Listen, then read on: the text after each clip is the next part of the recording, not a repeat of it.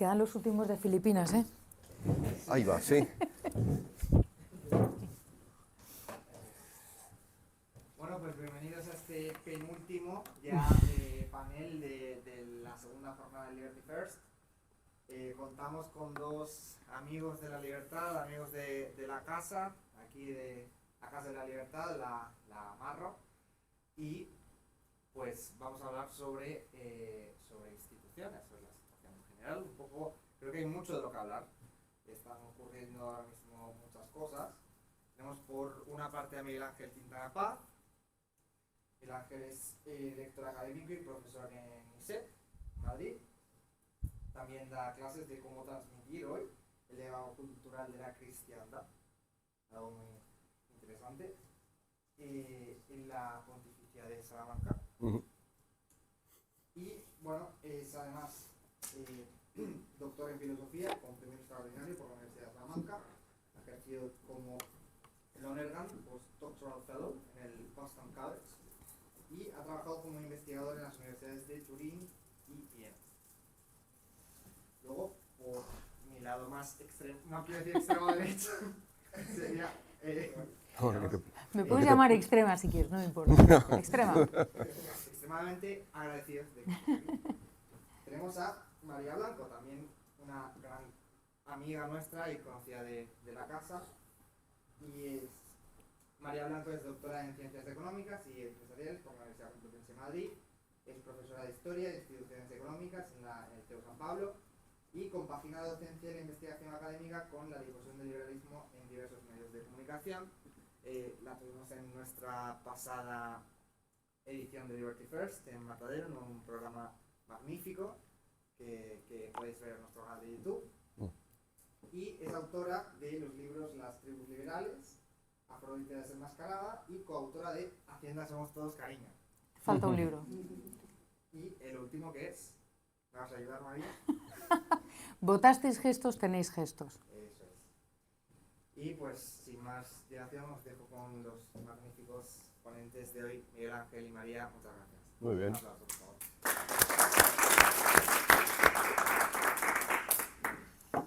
Empiezo.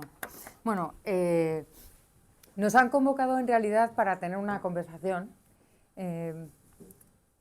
acerca de las instituciones y la libertad, y estábamos charlando justo 5 minutos antes de que empezara y que Jonathan nos diera la palabra de qué instituciones se ven afectadas ahora mismo por todo lo que está pasando, ¿no? Pero todo lo que está pasando tiene un nombre, y cómo se están afectando a las instituciones en general tiene otro nombre. El otro nombre es, pues se está desmontando, si no está ya desmontado, el Estado de Derecho, que es una institución que cualquier persona que estudia algo de leyes o de política, cualquier ciudadano bien informado, debería saber qué es, ¿no?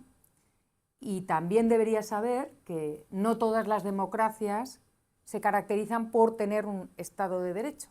Es decir, hay democracias como la venezolana o como otras que tienen un sistema judicial, tienen leyes, pero no tienen Estado de Derecho por las características de las leyes. Lo que está pasando en nuestro país, que no es nuevo, no somos originales, es que se están corrompiendo las instituciones en general, y en concreto se está desmantelando el Estado de Derecho. Y hablando con Miguel Ángel, pues hemos intentado tocar qué instituciones, y la verdad es que son todas, o sea, podemos decir todas, y ya nos vamos a tomar una caña o algo así, ¿no? Pero podríamos empezar por ejemplo, por el sistema judicial. El sistema judicial, que es la base, decía Adam Smith en la teoría de los sentimientos morales, que la justicia es la única virtud que sí se debe imponer porque es la base de la civilización.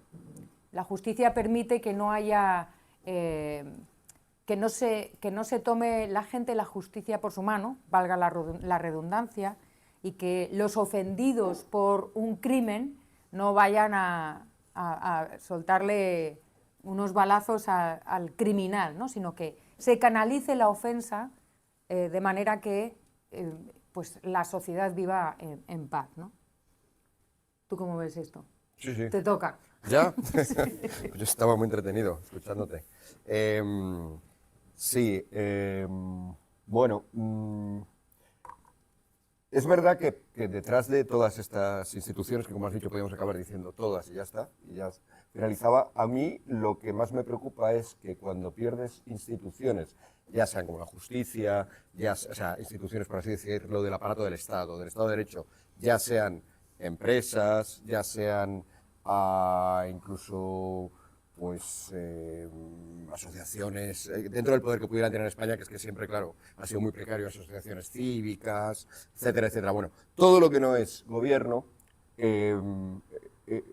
lo ideal es que, iba a decir en un momento dado, lo ideal es que continuamente ejerzan un contrapeso, un contrapoder al poder del gobierno, porque si no el poder del gobierno, el poder del ejecutivo, que por otra parte ya sabemos que el segundo de los poderes, que es el legislativo, de control le va a hacer generalmente poco, y ahora está intentando también dominar el tercero y por lo tanto ya habría menos. Lo ideal es que un gobierno pues eso esté limitado, esté contrapesado. Porque si no lo que tenemos, como ya ha dicho María, pues puede ser una democracia en el sentido de que se vota y de que ese gobierno no se elige pues al azar o por una inspiración divina o por herencia, sino por unas urnas. Pero claro, lo que salga de esas urnas cuando tienes, otra institución importante, los medios de comunicación absolutamente dominados vía subvenciones, vía amenazas incluso, tienes todo ese tejido ciudadano, lo que se dice con términos, como dice algunos, redundantes, ¿no? Porque sociedad civil, la sociedad siempre es civil, ¿no? La sociedad militar es una cosa un poco rara. Todo ese conjunto, los intelectuales, incluso si queremos ponernos, tampoco en España ha tenido mucho poder, pero en otros países pues así lo tienen, como Francia, etcétera. Todo ese tejido queda subsumido a algo que ha puesto muy bien María aquí, la verdad que me gusta mucho, que es esa idea de alguien ha ganado las elecciones, soy yo el que manda. O sea, esa es la democracia. Ese es el camino. Pero esta idea que puede parecer una idea de María, porque la tiene aquí escrita, o mía, porque la leo y se la copio, es que es la idea que se defendió de manera explícita, y esto le decía yo a María, que es que fue uno, dentro de los sustos o de los miedos o de los terrores que nos van suscitando en los últimos tiempos, pues para mí fue incluso un salto cualitativo más, aproximadamente hace un año, en diciembre del año pasado, cuando se iba a producir la renovación del Tribunal Constitucional y cuando estaba también la siempre candente y pendiente renovación del Consejo General del Poder Judicial. En diciembre pasado, si recordáis, una semana antes o dos de las elecciones, explícitamente se afirmaba por parte de miembros del gobierno o de los partidos de la coalición de gobierno que puesto que ellos habían ganado las elecciones, ellos eran los que tenían que elegirlo todo. Que puesto que ellos habían ganado las elecciones, el Tribunal Constitucional tenía que ser mayoritariamente suyo, que puesto que ellos habían ganado las elecciones, el Consejo General del Poder Judicial tenía que estar dominado por los suyos. O sea, se hacía explícita esta tesis, no solo explícita, sino además como argumento en el debate para llevarse el gato al agua, y esa tesis era comprada por amplias capas de la población, un motivo más para no fiarse de la democracia cuando se reduce a meramente lo que diga la mayoría, porque la mayoría, como ya sabemos, y una vez más, pues puede decir absolutas y cometer absolutas barbaridades. Se seguía y, bueno, y participaba en el debate público frente a la otra tesis que no era tenemos que mandar nosotros o tiene que ser todo nuestro, sino que tiene que haber separación de poderes, tiene que haber un poco de contrapesos, tiene que haber... Bueno, ya estábamos en esa circunstancia. Puntualmente, por una decisión, si recordáis, por una decisión del Tribunal Constitucional, separó algunas de estas medidas. Un año después, el Consejo General del Poder Judicial sigue sin haberse renovado, pero todo hace temer que este gobierno se va a poner todo su empeño legal y legalista o paralegal para finalmente dominarlo, y estamos ya ahí, estamos en lo que los clásicos han llamado siempre la tiranía de la mayoría. Eso ya está en toque, o sea, tampoco estamos inventando nada. Cuando decías tú también al principio, bueno, la democracia es distinto, siempre ha sido distinto. La democracia se ha visto como un sistema amenazante justo por esto, porque de hecho, si cabe, es más difícil oponerse a alguien que tiene detrás una mayoría, digo presunta, porque no es una mayoría de seres libres e iguales que han decidido en deliberación o que han decidido libremente, sino que es verdad que es una mayoría, pues podríamos decir, manipulada o condicionada, porque todo el sistema mediático, educativo, etcétera, intelectual les está condicionando. Pero esa mayoría es mucho más, es como poder, mucho más temible muchas más veces pues que un simple individuo, rey absoluto, o que un líder religioso o que y por lo tanto siempre se ha visto con desconfianza, y ahora estamos constatando el porqué. Dos puntos tengo para comentar. la democracia es un peligro cuando consiste simplemente en convencer a el mayor número de personas posibles, una masa de lo que quieras, con todos mis respetos a las masas y todo eso, ¿no? Pero cuando pues ya depende el que sea más hábil convenciendo, ¿no? Por eso me gusta recalcar el tema del Estado de Derecho, porque una de las cosas que implica el Estado de Derecho es que haya esos contrapoderes de los que tú hablas y que haya rendición de cuentas. Y a mí me parece que hemos ido tachando qué cosas están sujetas a rendición de cuentas por parte del gobierno. La mentira no está sujeta a rendición de cuentas. Saltarse, hacer actos o tomar decisiones inconstitucionales, tampoco. Ejemplo, los encierros del gobierno que mencionaba Laschetti antes, Javier Fernández Laschetti, han sido declarados inconstitucionales. ¿Alguien ha salido dañado por el tema? ¿Ha sido sustituido, destituido, penalizado en algo? No voy a hablar de cárcel, pero algo, ha pasado algo, ¿no? Ha sido un titular de un periódico y todo el mundo ha dicho, ¡ay, qué faena! Y ya, y no ha pasado nada más. Y los ciudadanos tampoco hicieron nada en ese momento. Cuando fuimos los ciudadanos los principales perjudicados, no hemos hecho tampoco nada en ese momento, ¿no? A lo mejor ahora sí se está haciendo. Se ha roto la igualdad ante la ley y no ha pasado nada tampoco, ¿no? Entonces, nos hemos ido cargando todos hemos hecho check en, vamos a eliminar todo lo que supone el Estado de Derecho. ¿Y qué es lo que obtenemos? Pues lo que obtenemos es exactamente ese reparto del Consejo General del Poder Judicial y esa falta de respeto a la ciudadanía y a la propia democracia liberal o con Estado de Derecho, que implica que cuando ya no votas un programa político, el programa político no importa porque siempre puedes cambiar de opinión, que significa descaradamente mentir en 2 meses y nadie de su propio partido dice, oye, no tienes mucha vergüenza tú, ¿no? Estás mintiendo, no. Todos asumen eso y ahí voy a algo que me gustaría que comentáramos y es, ya no se trata solamente de que ya no se elige a un programa político, ni siquiera una persona. Ahora se elige a la persona que elabora el relato que la gente quiere oír, o el relato que, no necesariamente que la gente quiere oír, pero el relato que puede defender y que puede ganar. Y al final, nuestra democracia se ha convertido en una lucha de relatos. Y ahí la izquierda gana por goleada. No hay nadie mejor elaborando relatos, porque como no les importa mentir, falsear, manipular datos, etcétera, etcétera, pues no hay nada que hacer, ¿no? Y me gustaría reflexionar sobre a dónde nos lleva esto. ¿A dónde nos lleva esto? A los ciudadanos. O sea, ya no solamente en las próximas elecciones, primero vamos a ver cómo aguantamos, ¿no? Pero en las próximas elecciones, ¿qué relato va a ser el siguiente? O sea, ¿qué relatos crees tú que vienen? Si ya hoy un ministro, o antes de ayer, dijo un ministro que ¿cómo es eso de que los jueces elijan jueces? Lo dijo sorprendido. Hoy, esta mañana, en Twitter, la cuenta de presidencia del gobierno ha dicho, a partir de ahora, todas las decisiones del Ministerio de Justicia se darán desde aquí, desde la cuenta de presidencia del gobierno. Y encima te discuten, te dicen, cuando tú dices, oye, esto es un poquito obsceno, ¿no? O sea, aunque sea solamente por estética, conservar 2 cuentas, te dicen, ¿por qué? Se ahorran costes. Y dices, bueno, el rey Sol ahorraba más costes que nadie, ¿no? Era el que más centralizaba todo, pues nada. Claro, con Franco, por supuesto, se centralizaba todo más y era un ahorro de costes espectacular. ¿Cómo es tú el tema de los relatos? Sí. Bueno, no, la cuestión de los relatos, claro, que es clave y que a mí siempre me ha preocupado mucho porque son los que sustituyen a la realidad, a la verdad, ¿no? Aunque los relatos, es verdad que puede haber relatos verdaderos, pero ya cuando empiezas a decir, no, todo es relato, normalmente el que empieza hablando así tampoco quiere tener mucho contacto con la realidad, sino con la manera en que va a montar el relato, la manera en que va y por lo tanto al final, pues lo que todos entendemos por eso, por narrativas, ¿no? Por relatos. Posverdad en el fondo, ¿no? No importa tanto el contacto con la realidad, sino que importa quién resulta más convincente, asunto por otra parte tan viejo como claro, que nos tenemos que ir hasta el siglo V, IV antes de Cristo, ¿no? O sea, es el asunto de Sócrates con los sofistas, es el asunto que da lugar a Politeia de Platón, etcétera, etcétera. Da lugar a Platón. Platón dice, no, tiene que haber verdad, y entonces se tiene que poner a explicarlo, y entonces hace toda su filosofía, lo cual en el fondo es un resultado bueno de lo malo. Ojalá todas estas cosas malas que están pasando den lugar también a cosas tan buenas.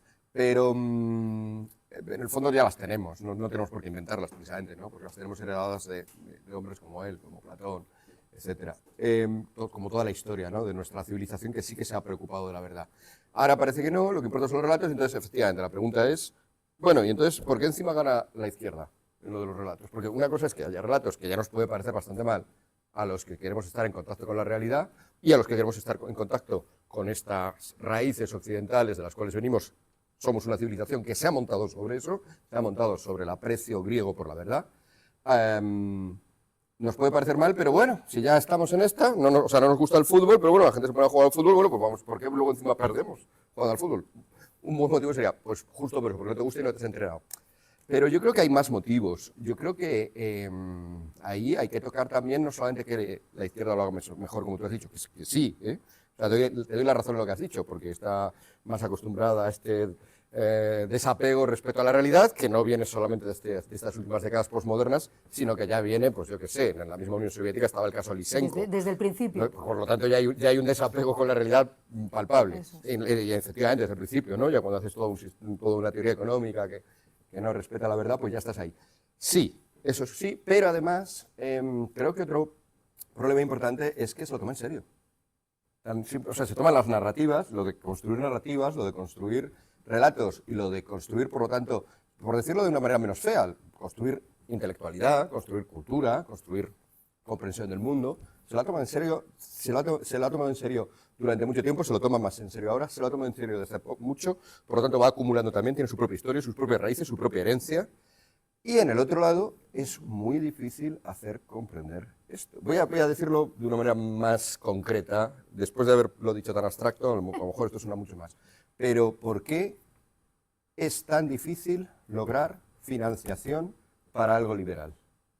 O para algo no izquierdista, incluso si me apuras. ¿Por qué tanta gente, la izquierda habla de que no, los grandes poderes están siempre con el liberalismo, con la derecha y tal, y nosotros tenemos que luchar con ellos? Bueno, pues porque esos grandes poderes, yo me gustaría que ahí me gustaría que tuvieran razón.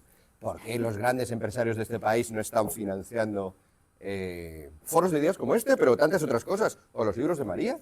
¿O un seminario de María, o un seminario de María en el cual explique todas estas cosas de una manera tranquila? ¿O una beca de mira que te doy ideas para que solicites. Por favor. 2 años de sabáticos de María para que esté investigando y nos articule esto todavía mejor de cómo lo suele hacer? O 1000 cosas más. Porque, y ya no digo todos los grandes empresarios, digo, ¿por qué no hay uno? ¿Estás ¿Por qué hablando no hay medio? en España? En España. Sí, Vale, sí. por eso es importante. Sí. Aunque en general hay diferencia, en España ya es abismal, porque ya es prácticamente no hablar de diferencia, sino hablar en el otro lado de carencia, de ausencia, de la nada, prácticamente. No del todo, ¿eh? Están empezando no seamos solamente, no quiero ser simplemente optimista, creo que está empezando a haber cosas, igual que luego hablaremos de la rebelión contra esta situación, que también está empezando. Es todo muy pequeño. Cuando dice rebelión no está hablando de Milei. Bueno, pero también, o sea, al final todo conecta, ¿no? Y eso nos proporciona un buen Mira, yo un buen estímulo. tengo el ejemplo de Axel Kaiser, que es amigo, y que cuando publiqué Afrodita me llevó de gira por Chile, que era como, me sentí un poco Madonna. Madonna no es de mi generación, pero bueno, iba a decir Taylor Swift, me parece demasiado. Y yo veía cómo financiaban la Fundación para el Progreso y lo importante, la labor tan importante que hacían con los empresarios. Y yo cada vez que he ido a Chile y he vuelto, o cuando hablas con think tanks de Estados Unidos, que los hay de todos los colores, de todas las maneras y de todo lo que tú quieras, y tienes es el hipermercado de los think tanks, ¿no? Hay de todo, de todo. Cada expresión tiene cada expresión intelectual parece que tiene un empresario detrás o alguien, estoy exagerando, pero es más o menos así, ¿no? Y en Europa también hay. Es más difícil, pero también existe esa posibilidad, ¿no? No como en la cultura estadounidense a lo mejor, pero sí. ¿Qué pasa en España? Pues que los empresarios dependen del gobierno desde el origen de los tiempos, por ejemplo, ¿no? Que es muy difícil encontrar de verdad empresarios independientes que quieran, que se dejen ser tachados de algo. Eso por un lado. Segundo, no se valora la importancia de las ideas. Y entonces te dicen, o sea, para acudir a un empresario tienes que ir y decir, a ver, pues señor tú tienes una cervecera, mira, te voy a hacer un estudio de lo malo que son las regulaciones en el sector cervecero. Algo, claro, como Adam Smith, pues voy a apelar a tu beneficio y lo que puedes sacar y tal. No hay un empresario, o sea, tienes que ser muy cauto y ofrecer cosas muy neutrales, muy lavaditas y muy pulcras para que decidan financiarte. Y a veces, probablemente más veces de las que me gustaría, te dicen, yo quiero ser anónimo, quiero ser un benefactor anónimo, no vaya a ser que la prensa me tache de A, de B o de C, me da igual que en cambio en la izquierda les da igual, o sea, al revés, es como estoy apoyando la lucha en no sé qué, como compran la agenda, o sea, los empresarios en España en general, no todos, o buscan la neutralidad. Yo lo puedo entender porque claro, cuando alguien como Amancio Ortega compra una máquina para la seguridad social, se le echan encima. Entonces imagínate si se descubriera, que no es el caso, que Amancio Ortega está financiando mis libros.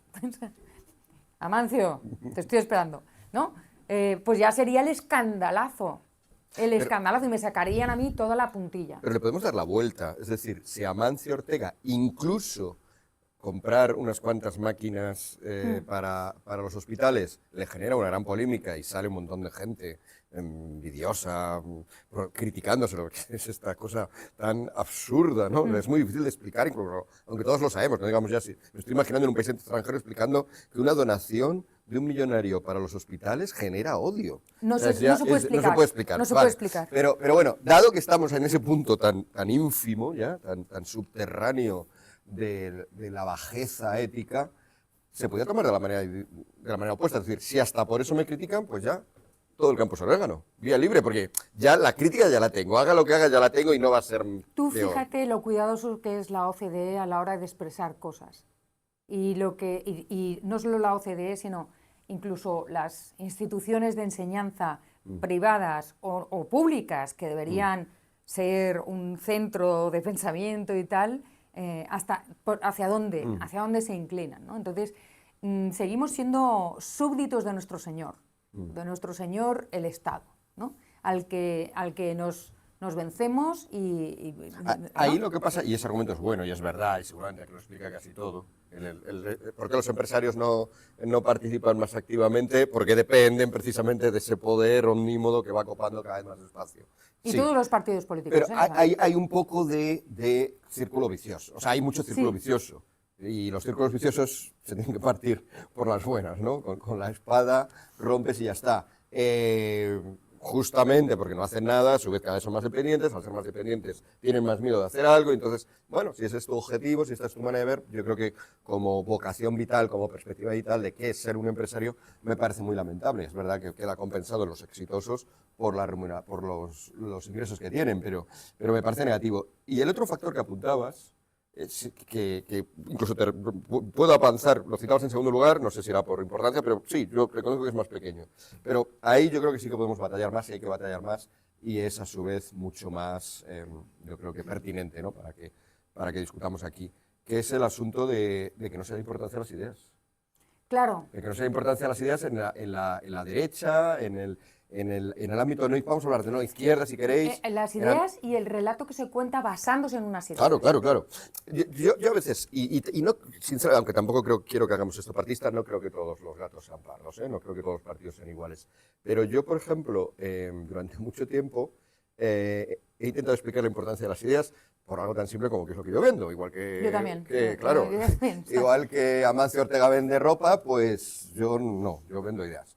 Y entonces intento explicar, claro, igual que para vender un ropaje, la importancia que tienen, y luego ya, pues ya puedes venderlas o no, si has convencido de lo primero, y luego en segundo lugar si convences de las tuyas. Lo que me he encontrado durante mucho tiempo en el centro-derecha, como lo queráis llamar español, el Partido Popular, vaya, y con excepciones. Por ejemplo, una excepción es el señor que acaba de estar aquí, Laschetti. Por lo tanto, queda un poco raro a decir esto justo después de él, y por lo tanto le exceptúo, y unas cuantas personas más. No solo él, pero él es significativo en esto. Lo que uno se encuentra cuando intenta vender ideas es que esto no se ha entendido, pero ni de lejos. De hecho, cuando tú les dices son importantes las ideas, ellos entienden comunicación. Pero claro, comunicación, como diría Perniola, que es uno de mis maestros, comunicación ya, cuando hablas de comunicación ya te has metido en este ámbito de la sofística, del convencer, de la narrativa. Es una cuestión meramente lógica y temporal. Es decir, antes de poder comunicar una idea, tienes que tener la idea, si no, no comunicas. Entonces, y antes de, tanto en términos temporales como pero normalmente cuando ya te medio entienden te dicen, sí, es verdad, es que comunicamos mal. No estoy diciendo eso. No tienes que contratar a mejores comunicadores, tienes que contratar a mejores, no sé cómo llamarlos, intelectuales es una palabra que, pero bueno, gente que crea ideas. Y ya, segunda cosa muy rápida, es que las ideas importan, que es un libro por otra parte de Richard Wilbur, muy interesante, esa tesis, cuando por fin la he logrado transmitir a gente de ese ámbito, claro, me ha costado tanto transmitirlo que prácticamente el tiempo es limitado y las conversaciones son limitadas, al contrario de lo que piensan algunos defensores de la democracia deliberativa, a la cual he aludido antes un poco como de pasada, ¿no? Habermas y todos estos. El tiempo es muy limitado, de hecho, no solo es limitado, es muy limitado normalmente. Entonces, si tú a alguien, a un político, a una persona que está en un partido, a una persona que tiene poder en esos ámbitos, le convences por fin de la importancia de las ideas, te quedan luego, a lo mejor les has dedicado una hora a eso y te quedan ya solo 5 minutos para convencer de qué ideas son las apropiadas. Mientras que, y creo que sinceramente esto es reflejar la realidad, en los últimos años esto ha cambiado. En los últimos años yo como vendedor de ideas, suena muy mal para algunos esto, porque suena que vendes cualquier cosa. Pero yo soy bueno, economista, pero no estamos me suena por mal. eso, no suena mal y espero que en este ámbito tampoco suene mal. Como vendedor de ideas lo que yo me encuentro es que ya empieza a haber demanda de ideas directamente, que ya no tengo que pasar por la primera parte. Ya no tengo que esforzarme en convencer de que las ideas son importantes y luego ya mostrar las importantes, sino que ya directamente me dicen qué ideas. Ya hablamos directamente de lo segundo. Y eso para mí, como mínimo, supone un relajo considerable, porque además es lo interesante. Déjame que te apunte una cosa. Sí. Y luego me gustaría pasar a decir una cosa de la prensa y en general de cuando has dicho lo de esto sí que hay que batallarlo y tal, no sé qué, ¿no? O sea, ¿cómo se batalla? A ver, yo creo que cuando el receptor del mensaje no está entendiendo, el problema no es suyo, el problema es tuyo. Y yo sí creo que se pueden tener muy buenas ideas y leer una biblioteca entera de libros, pero si no sabes contar las ideas, no digo haciendo el Pino Puente o, ¿sabes? No, sino transmitirlas, entonces no eres un buen maestro, o sea, no tienes nada que hacer, quédate en tu biblioteca leyendo y ya está. Entonces yo sí creo que ha habido un problema de malísima comunicación, entre otras cosas por una cosa. Porque, y estoy hablando del liberalismo, del liberalismo de los niños burbuja y de todo el general. Es que él cree que soy liberal como los niños burbuja. Perdón, me hizo mucha gracia. Pero, no quiero entrar ahí. A ver, a donde voy es que los liberales siempre hemos alardeado, y tenemos razón, que tenemos unos filósofos fantásticos y estupendos, los tenemos aquí como superhéroes y son superhéroes, y tenemos un superpower genial, que es una base de pensadores fantásticos y tal. No es suficiente, no es suficiente. Tenemos que hacer cosas con eso. Es decir, cuando tú lees a Hayek, es completamente, te engancha. O sea, un tipo aburrido no habría podido comunicar. O sea, podía sacar un ejemplo religioso. Jesucristo era un tipo que llegaba a una aldea y llegaban los niños y le perseguían detrás y los discípulos tenían que decir, los apóstoles, perdón, tenían que decir, niño, quítate por ahí. Y tenía que ser Jesucristo el que decía, dejar que los niños se acerquen a mí, ¿no? No podía ser aburrido. O sea, un tipo que tiene ese éxito entre los niños tenía que ser alguien que les gastara broma. Que tal. Entonces, la manera de comunicar el mensaje es importante. Y en mi experiencia, creo que nos hemos basado mucho en tú que has leído y en citar autores, que está fenomenal. O sea, yo con este tipo al lado no voy a decir que no se citen autores. Yo me dedico a pensamiento económico e inmediatamente cuando hablo tengo a los 5 sitios donde he leído y tal, no sé qué, pero cuando hablo con gente, sea con quién puedo citar y con quién no puedo ponerme a citar, gente muy bizarra y muy no sé cuantitos, ¿no? A lo mejor, ¿sabes? Entonces, creo que eso es muy importante. Y respecto a dar la batalla de las ideas y todas estas cosas y que esto se combate, quiero sacar en el tema de la prensa Uy, perdón, digo, se está moviendo la tierra, ¿qué pasa? La prensa, no voy a decir toda, pero en gran parte está manipulada, ya sabemos, son los aspersores del relato conveniente, y si no, pues te acusan, y son una panda de fachas y todas estas cosas. Quiero sacar el ejemplo de un tipo que se llama Izan Pérez. Es un periodista de 22 años y el tipo se ha salido de la norma. O sea, como le censuran y le banean en todos sitios, está escribiendo un libro sobre comunicología. Le conocí en Andorra, otro sitio donde van los disidentes, los outsiders, que están allí haciendo fortuna y levantando empresas fuera del sistema español. O sea, se han ido fuera. Son unos exiliados intelectuales, por decirlo de alguna manera, y exiliados económicos huyendo de la presión fiscal, que a mí no me parece mal, me parece fantástico. Si yo pudiera, me iría a Andorra también con ellos, ¿no? No sé, hacerles la comida o algo. Izan está muy convencido de que yo estuve en Andorra en una conferencia de él donde claramente decía: la prensa está manipulada en el momento en que hay un anuncio del Banco Piticlin y entonces no puedes decir cosas del Banco Piticlin. La gente que eran de los 1000 que había, 1000 asistentes que había, a lo mejor 700 eran de España y los otros eran de Andorra, o sea, un dato, se caía el teatro de los aplausos. O sea, la gente está cansada de eso y no hay una oferta alternativa. Por más que me digan, sí, mira, este periódico que tiene 3 seguidores o esta televisión que ven 4 personas. No, yo estoy hablando de una alternativa como lo que está haciendo este chaval, que están haciendo eventos, o como lo que está haciendo la gente de Andorra, que están haciendo eventos y están ofreciendo cosas fuera del sistema. Entonces, yo sí creo en las experiencias fuera del sistema. No digo experiencias políticas, o sea, no estoy hablando de experimentos, sino de que no, los partidos políticos no, vámonos fuera de los partidos políticos. La universidad tampoco, vámonos fuera de la universidad. El sistema en general, pues porque sí hay gente deseando escuchar una propuesta sensata, escuchar gente que hable de verdad. O sea, Miguel Ángel y yo seguro que no estamos de acuerdo en muchísimas cosas, pero él no va a venir con postureos ni yo tampoco. Y eso es algo que yo creo que se nota. Y yo creo que la gente sí está demandando eso y no lo encuentra en las instituciones ni en la prensa. Sí, bueno, un pequeño matiz, porque lo más interesante es esto último que estabas diciendo, pero un pequeño matiz sobre el asunto anterior. Yo no me refería tanto a, es decir,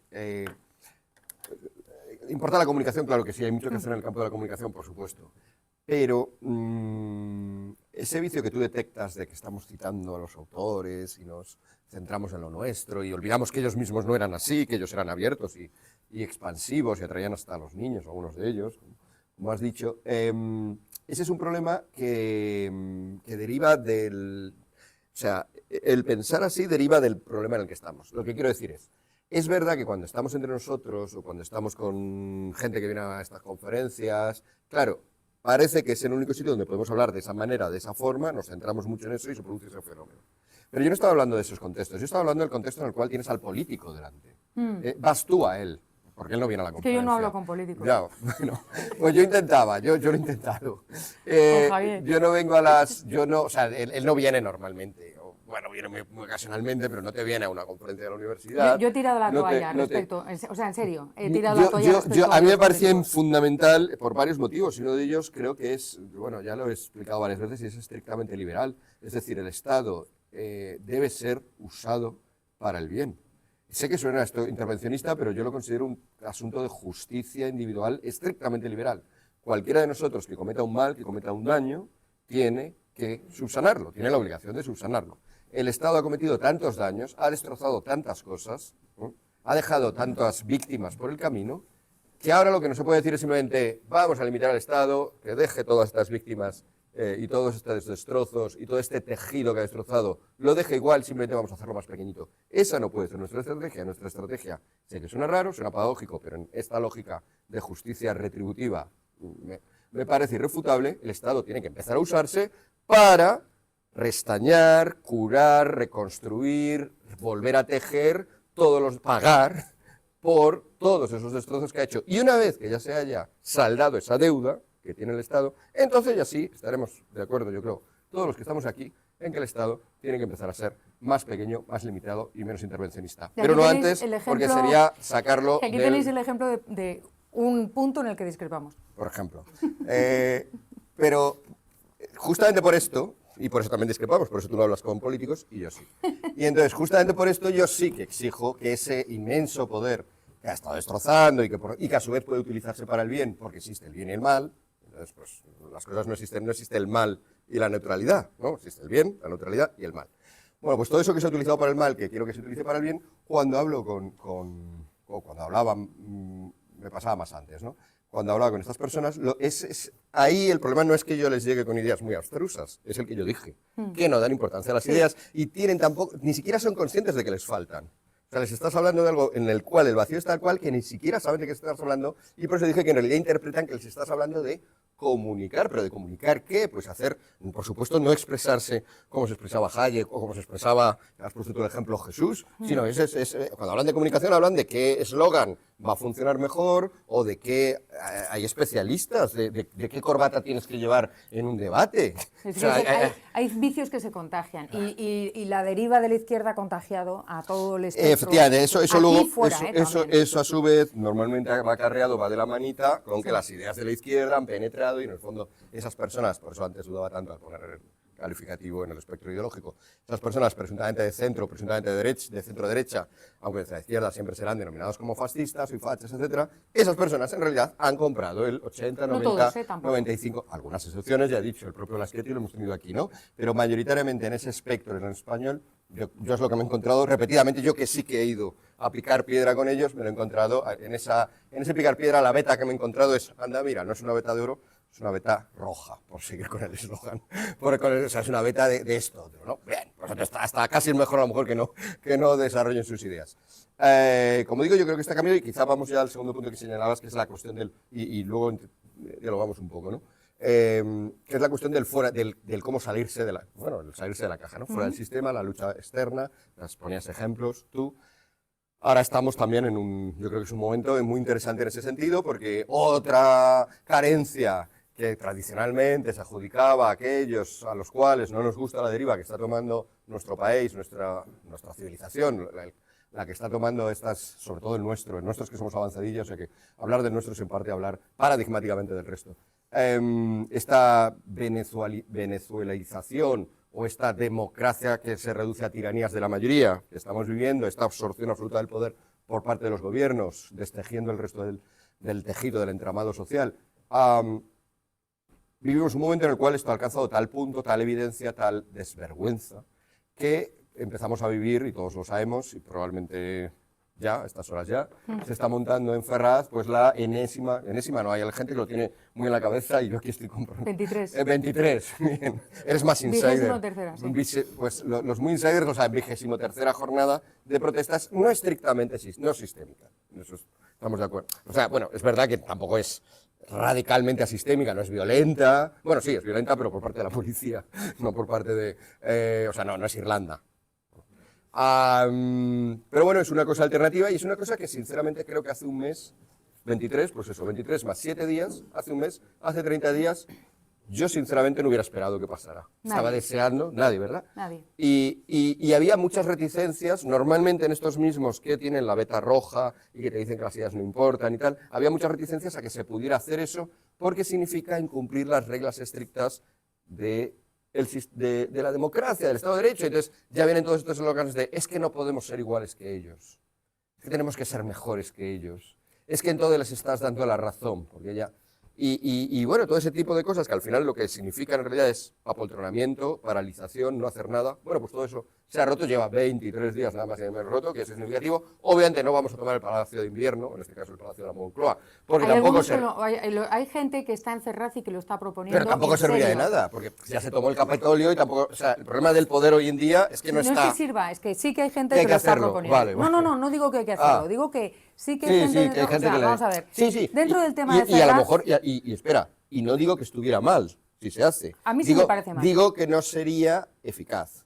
O sea, que, Eso es otra cosa. a diferencia de la toma del Palacio de Invierno. O sea, que Ya. hoy en día entras en un sitio y para empezar está vacío, como pasa en el Capitolio. En segundo lugar, pues llegas allí, te pones en la tribuna y ¿qué? La ya mando yo. Pues no funcionan así las cosas. Estamos en un sistema más complicado. Pero bueno, El tema de Ferraz, a mí, tengo varias cosas que decir. Primero, además de lo de Ferraz, sí se han hecho manifestaciones, una en toda España y la otra creo que fue solamente en Colón, con las bendiciones de la ley y de los poderes establecidos y tal.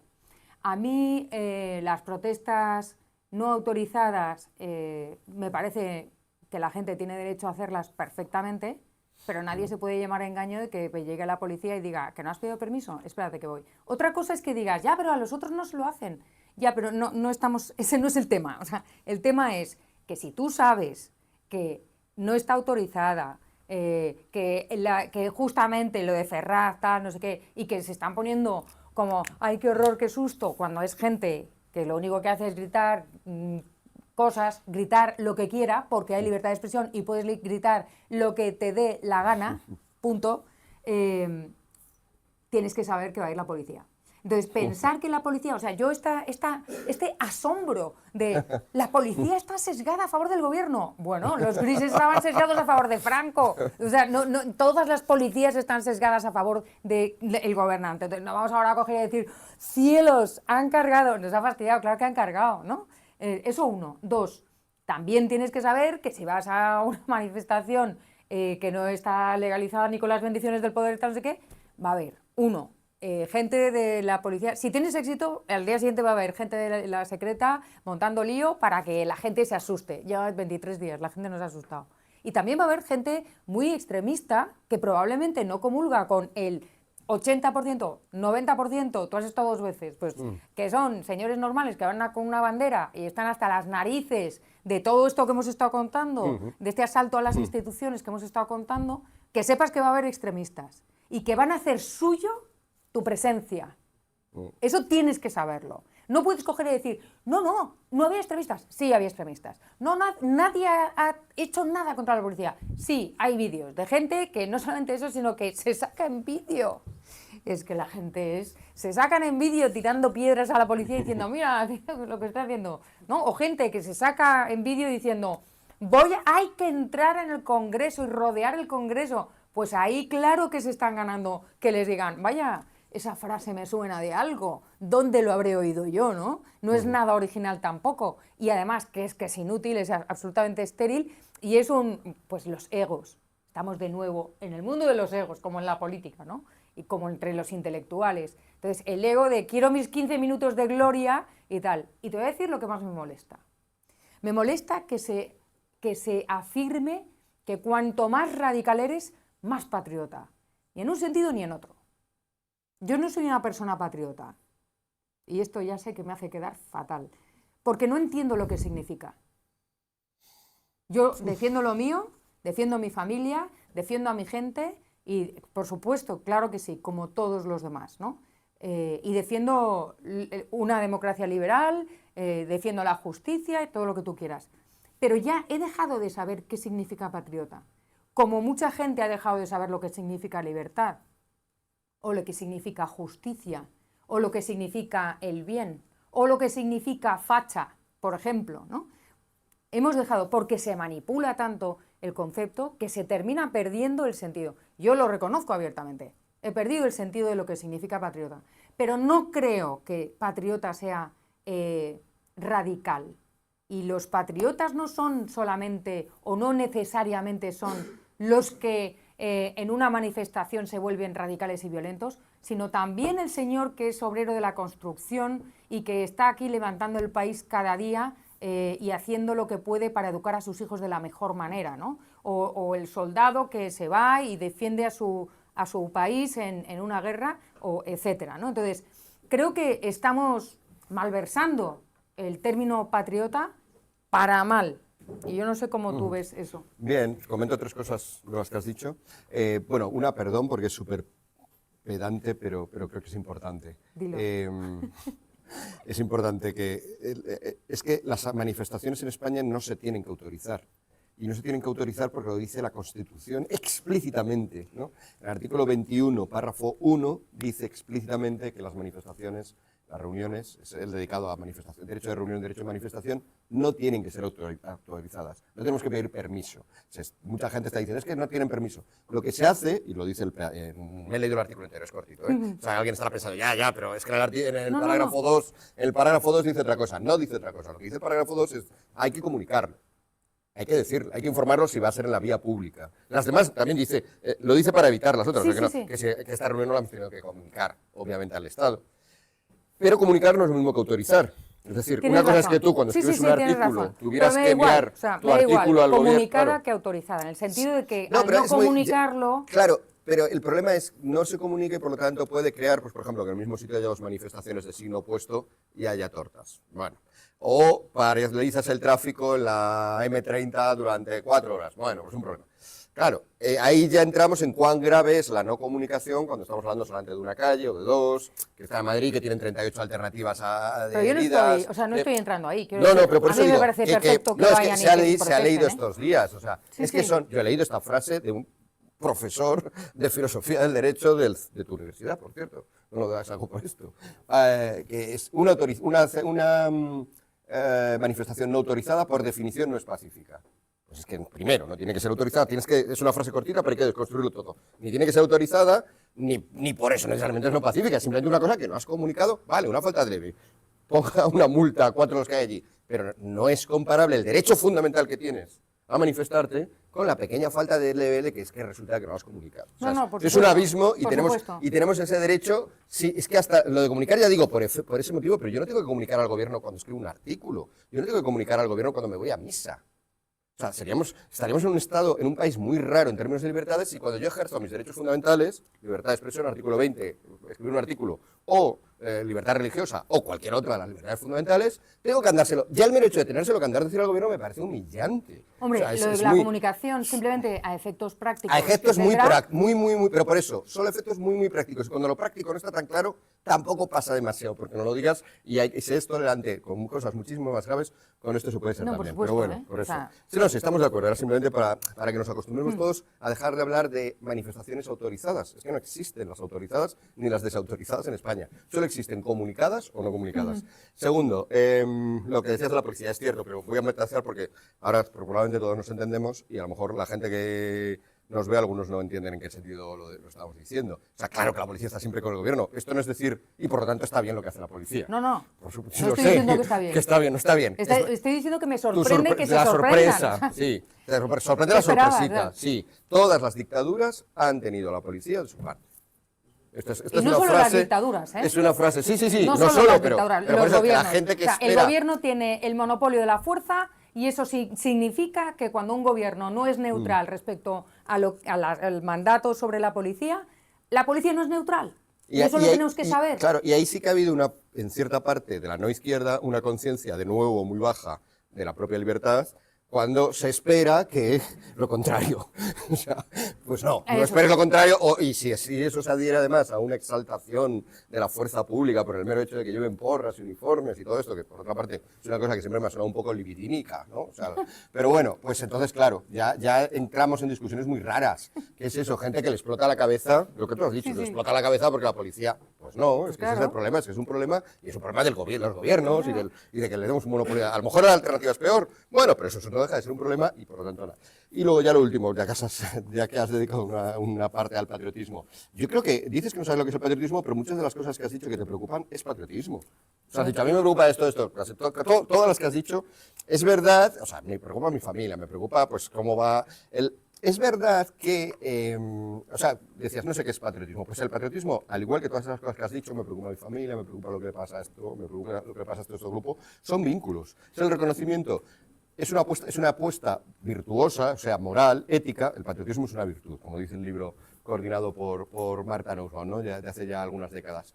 El patriotismo solamente significa darte cuenta de que tienes unos vínculos y que esos vínculos te exigen unas ciertas virtudes, obligaciones, actos, no sentimientos, porque a menudo parece que el patriotismo es solo hinchirse. Exactamente igual que el primer ejemplo que tú has dado, el familiar. O sea, hay unos vínculos familiares, y aquí es mi crítica a los liberales burbuja, que a veces lo olvidan. Entonces, no somos burbujas.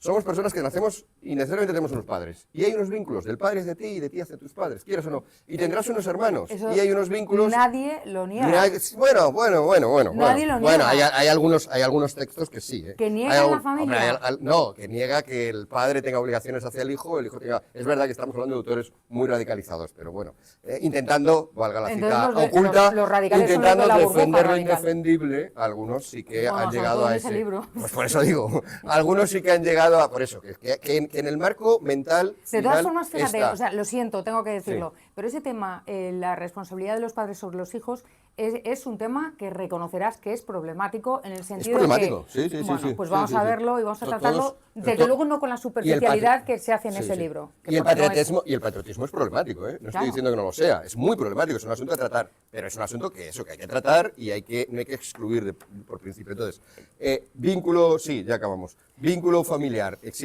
tienes unas obligaciones, tú naciste y ya, gracias a que tenías unos padres, tenías una casa, no tuviste que construirte tu casa, no tuviste que construirte tu cuna, que además te hubiera sido imposible, no tuviste que buscar tu alimento, que además te hubiera sido imposible.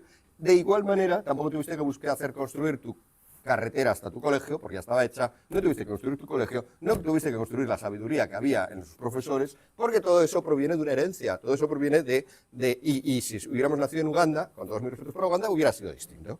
Y entonces tenemos en España, encima, creo que tenemos ese legado, pues hasta cierto punto es bastante de agradecer. Y el patriotismo simplemente es agradecimiento hacia el pasado, hacia tus antepasados, hacia aquellos con los que convives, claro, no solamente una cosa de los muertos, aunque también hacia aquellos con los que convives, y cuidado, hacia aquellos que vendrán, tus hijos, o ni siquiera tus hijos, los hijos de tus hijos, y por lo tanto cuido el medio ambiente hoy en día para que mis tataranietos tengan un buen medio ambiente, cuido el patrimonio artístico, etc. Vale. Esa visión de vínculos que va más allá de aquellos con los que comparto sangre o amistad, porque estoy hablando incluso de gente que todavía no ha nacido o de gente que ya se ha muerto, ese respeto hacia ellos, que luego hay que articular, tiene mucha discusión, es problemático, sí. Eso es el patriotismo, ¿no es más? Vale, yo, bien, te Y compro esa la definición. última cosa. Decías, no el más radical es patriota, cierto. Igual que no el más radical siendo padre es mejor padre.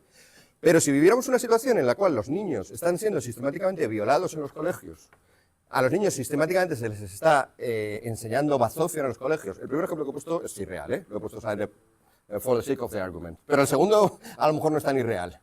Si viviéramos una situación en que los niños están siendo, maltratados en general por el Estado y por la sociedad, hombre, lo normal, yo esperaría, es ver a padres muy radicalizados. Y no le echaría la culpa a los padres, se la echaría a la situación. De Ya, igual pero manera, no. siguiendo el análisis, si en una situación en la cual la patria, y me resulta súper raro pronunciar esta palabra así, la patria, en un ambiente liberal libertario, pero si en un momento determinado la patria está siendo atacada en asuntos claves, siendo destruida en estos que hemos hablado antes, hombre, que haya mucha gente radicalizada, pues es que no solo no me extraña, sino que parece lo normal. Bueno, Igual pues que- yo tengo que decirte, uno, esos valores de los que hablas, esos vínculos, creo que no se pueden imponer, que eso es algo que se Es que están. cultiva, se cultiva con la educación, es decir, no es algo con lo que tú naces, Sí. no, naces con el amor a tu familia o no, dependiendo de cómo sea tu familia, y naces cuando conoces el resto del mundo, naces con la conciencia de, porque he nacido en España, vivo de esta manera en lugar de haber nacido en Uganda, pero podía haber nacido en Nueva Zelanda o podía haber nacido en otro sitio, ¿no? Es un accidente en el No, sentido en de- rigor no, espera, en rigor déjame no. terminar, déjame terminar. Yo no hubiera podido Déjame nacer en terminar. Nueva Zelanda, sería otro señor. Déjame terminar. Bueno, serías otro señor, por supuesto, pero... No sería yo. Bien, de acuerdo. Pero es un accidente que una persona nazca en un sitio. No, no le es un toca accidente. nacer, quiero decir, no lo elige. No eliges Es nacer. cierto, es que no lo eliges. este No, es el déjame problema de la terminar, Déjame burbuja. terminar un momento. Déjame terminar. No lo eliges. Yo sí creo que hay que cultivar los vínculos, pero no creo que dependa del Estado ni tenga que exigirse sí, Vía Estado. sí, vía Estado, sino sí educarlo y sobre todo hacerlo valer, hacerlo valer. En el tema de la educación, me parece importantísimo primero, el hecho de que yo haya recibido una educación determinada es porque mis padres me han llevado a un colegio determinado o porque lo han podido pagar o porque, etcétera, etcétera. Entonces, yo creo que no se puede comparar. No se puede comparar. Tú me dices, ahora mismo los niños están siendo maltratados en el colegio. Por eso defiendo la educación libre. Por eso defiendo la educación libre. Los que están ahora mismo en Ferraz no ha habido manifestaciones multitudinarias ni una rebelión en las calles porque los padres exigían una educación libre. Ha habido manifestaciones porque los profesores, funcionarios querían tener más sueldo, etcétera, etcétera. Entonces, no sé hacia dónde va la radicalización, pero no va por el tema de la educación. Los que están en Ferraz ahora están protestando por una amnistía. No, pero si el ejemplo de la educación era el ejemplo que ponía en la familia. O sea, que Sí. un padre se radicalizaría en torno a eso. Y Sí, aquí, pero te y ahora digo, nos radicalizamos bueno, pues por lo los- que está pasando al lugar donde vivimos. Los padres no se radicalizan, o sea, tú dices que esperarías, pues sigue esperando porque, como te estoy diciendo, los padres no se han radicalizado porque los niños se les enseña determinadas cosas, entre otras cosas porque se enseñan determinadas cosas, sobre todo No, pero si cuando hay una educación... Ese era el ejemplo. O sea, yo decía que igual que... a ver, el ejemplo veo que está confundiendo, lo sustituyo por la tesis. Igual que un buen padre se radicalizaría si sus hijos se les está maltratando, un buen patriota se radicaliza cuando ve que sus vínculos con la patria se están destrozando. Los vínculos se Y van entonces, destrozando. Un montón se van de destrozando. tiempo. Sí, sí. Muy interesante esto que nos comenta. Bueno, No, pero además estamos entrando ya en los puntos de divergencia. Sí, no sé si sí, sí. no hay tiempo para... No. desafortunadamente no tenemos tiempo para más, hemos empezado tarde, también, Sí. pues os pedimos disculpas por eso. Pero bueno, espero que hayáis disfrutado de esta breve pero muy intensa, creo yo, conversación. Además, un tema... Pues, Era el plan, una conversación que- breve e que- intensa. que es el plan, sí. O sea, aquí preferimos calidad antes que cantidad de tiempo. Tenemos que dar paso ya a los siguientes ponentes, que son los últimos del día y los últimos de Liberty First. Así que, por favor, Hugo, cuando quieras. Y un aplauso, por favor, para...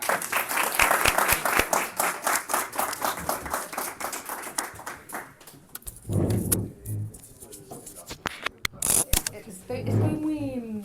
¿Cómo se dice?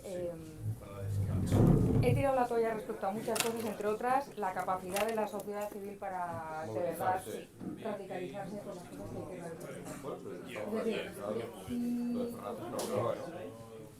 Hay grupos, todo el mundo. Y además, la radicalización muchas veces se pervierte.